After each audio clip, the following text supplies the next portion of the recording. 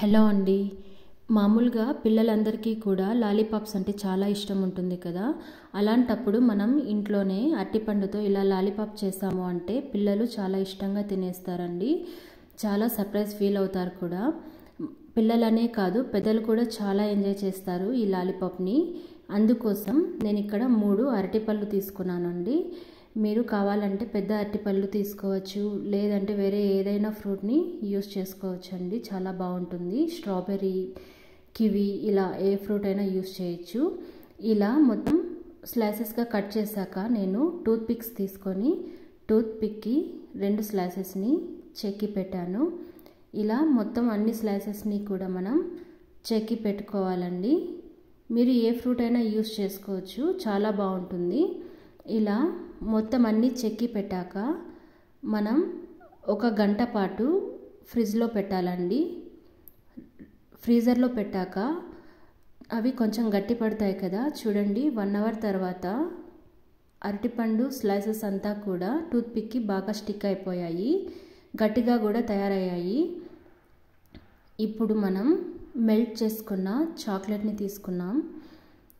దీంట్లో కొంచెం గీ యాడ్ చేశానండి. గీ యాడ్ చేయడం వల్ల కొంచెం మంచి ఫ్లేవర్ వస్తుంది. అలాగే బాదాంని వేయించి దాన్ని పొడి చేసి పెట్టుకున్నాను.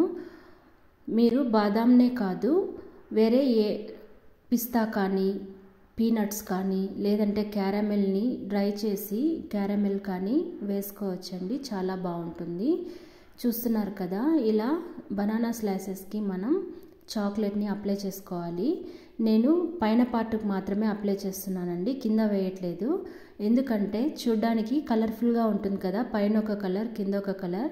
పిల్లలు కూడా కలర్ఫుల్గా ఉంటేనే ఇష్టపడతారు కదా, అందుకే నేను పైన ఒక స్లైస్కి మాత్రమే చాక్లెట్ని అప్లై చేశాను.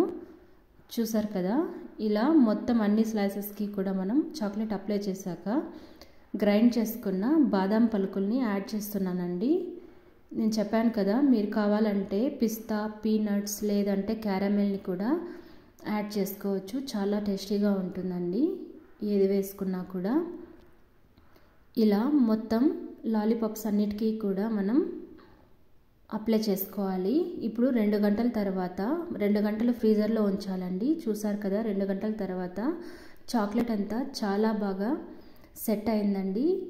అంతే అండి. ఈ రెసిపీ ఎలా వచ్చిందో మీరు కూడా ట్రై చేసి ఎలా వచ్చిందో కమెంట్లో తెలియచేయండి. మీరు నా ఛానల్ని కనుక ఫస్ట్ టైం చూస్తున్నట్లయితే please like, share and subscribe అండి. Please support my channel. నేను ఇంకా మంచి మంచి రెసిపీస్తో మీ ముందుకు వచ్చేస్తాను. అంతవరకు keep watching. Thanks for watching అండి.